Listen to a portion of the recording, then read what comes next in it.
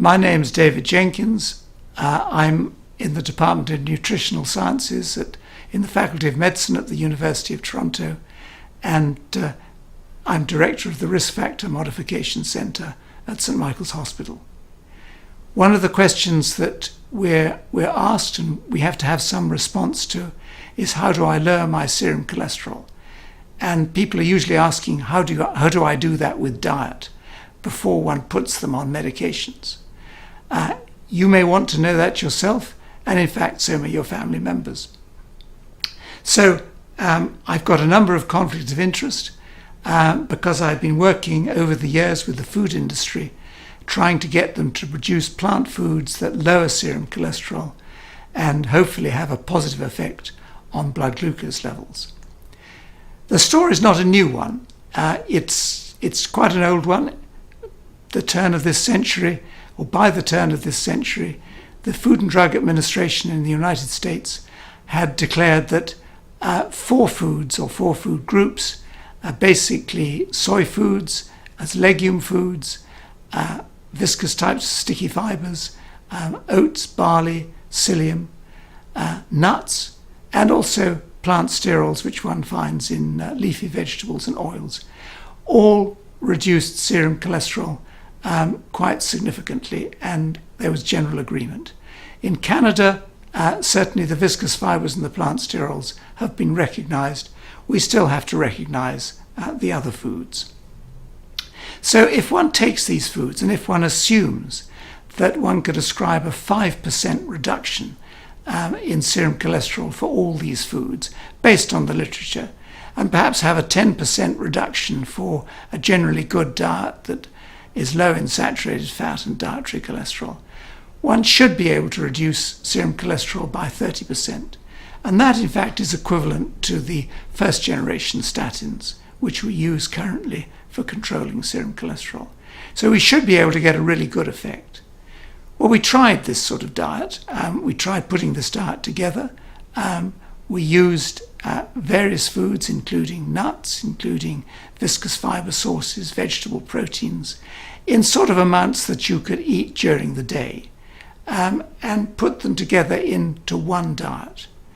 And we fed this diet and we compared it in groups of hyperlipidemic participants with what we would call the standard therapeutic diet, and also the standard therapeutic diet with a first generation statin, lovastatin, at 20 milligrams. And what we saw was what we'd in fact predicted. The therapeutic diet lowered serum cholesterol by about 10%, and the dietary portfolio, as we call the diet, lowered the serum LDL cholesterol by about 30%. Not too dissimilar from a statin, which was just a little bit more, but not much.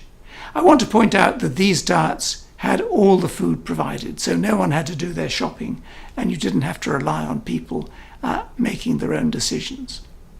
So we were very encouraged by this diet, and even more encouraged because another risk factor for heart disease, C-reactive protein, the inflammatory biomarker, was also equally reduced on the dietary portfolio compared to the statin. So that's something we know statins do, but we didn't know cholesterol-lowering diets did, and they do if they're effective.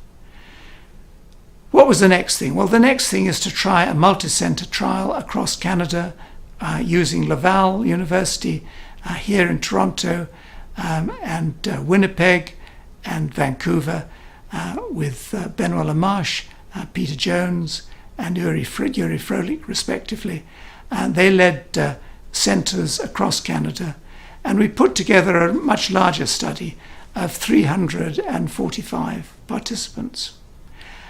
This study relied on people doing their own shopping, which is one big drawback, and then preparing and eating the food themselves. So it was as you would do it in normal life. And what we saw is that the control diet, what we call a DASH type diet, had the small reduction in serum cholesterol in these people who were already on good diets. And whether we applied the dietary portfolio intensively with frequent visits or just with one visit in the middle, we still got the same sort of 13 to 14 or 15% reduction in serum cholesterol. The reason for that is that people complied with the diet round about 50%, so we only got half the expected result, but still that's good. What we found was even more interesting was that if we looked at the two extremes, we looked at Vancouver as the sort of west coast, and we looked at Winnipeg as the prairie province, country, prairie geography. We noticed that there was a big difference.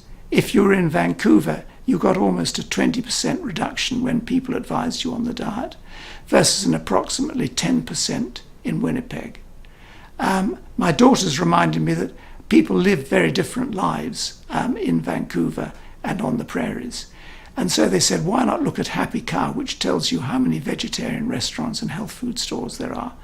And that was quite eye-opening. We found almost 20 per 100,000 vegetarian restaurants and health food stores in Vancouver, and only 4 in Winnipeg.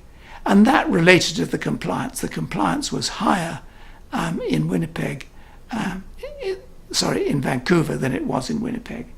So we felt that there was a definite lesson here, and that was that if foods are available and if people feel like eating them, you're more likely to get compliance. So that, I think, is tremendously important. And we were lucky because our publications were taken up by dietary guidelines across the world.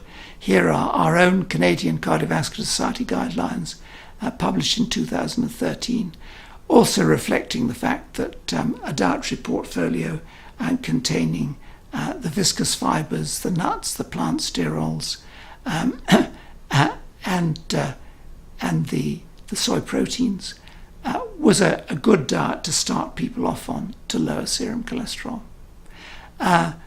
Earlier on, the United States National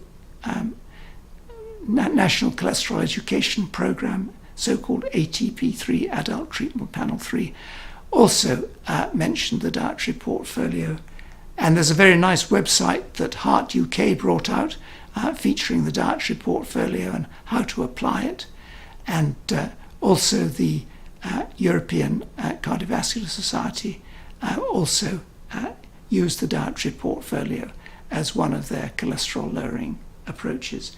So we feel that, in short, there are good reasons for using plant foods.